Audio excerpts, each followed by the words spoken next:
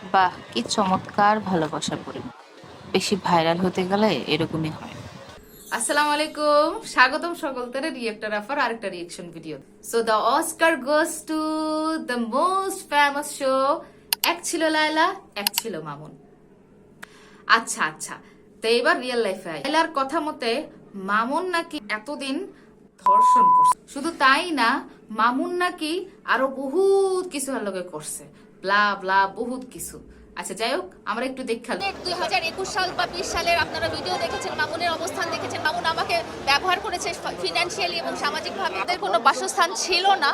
তখন তার মা এসে বলে যে ওর তো এই মুহূর্তে একটা ভালো থাকার জায়গা নেই। তখন আমাকে উদাহরণ দেওয়া হয় যে মামুন যেহেতু একটা ভালো সোসাইটিতে চলে আসছে এবং তোমার যেহেতু ফিনান্সিয়াল এবং সোশ্যাল একটা ব্যাকআপ পাচ্ছে, যে আমাদের তো গ্রামে বাড়ি হয়েছে কিন্তু ঢাকায় আমাদের কোনো বাড়ি নেই। তো তখন সে একটা বাড়ির জন্য বায়না ধরে এবং সে আমার বাড়িটা তার নামে লিখে দিতে বলে। সে আমার কাছে যখন বাড়িটা শেষ করতে পেল না, গাড়িটা বিক্রি করে দিল, তার যে গাড়িটা ছিল করে টাকাটা নিয়ে সে বলল যে সে চলে গেল, আমি তোমাকে আর বিয়ে করবো না এবং তোমার সাথে আমার আর কোনো সম্পর্ক নাই।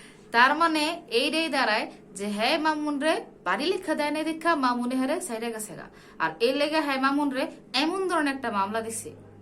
ভাইটি কোনো কথা কি কাহিনী কি শেষ হয়ে গেছে মনে করছেন? রুকো যারা সবর করো। আপনারা শুনছেন সবাই যে মামুন বাড়ি চাইছে। বাড়িটা চাওয়ার উদ্দেশ্য কি?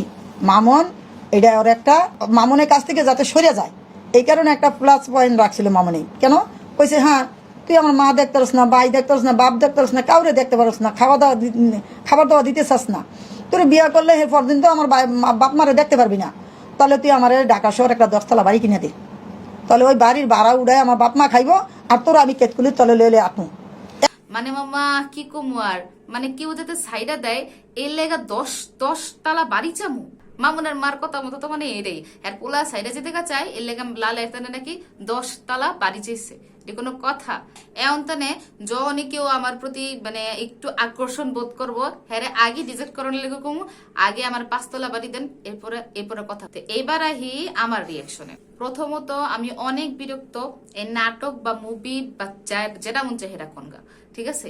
মানে হ্যাঁ এই মিলে এই লাগে, হ্যাঁ করতো ভালো তো আমার কাছে মনে হয় টম এন্ড জেরিও আসলো, কমসে কম বিপদে তো সাহায্য করতো।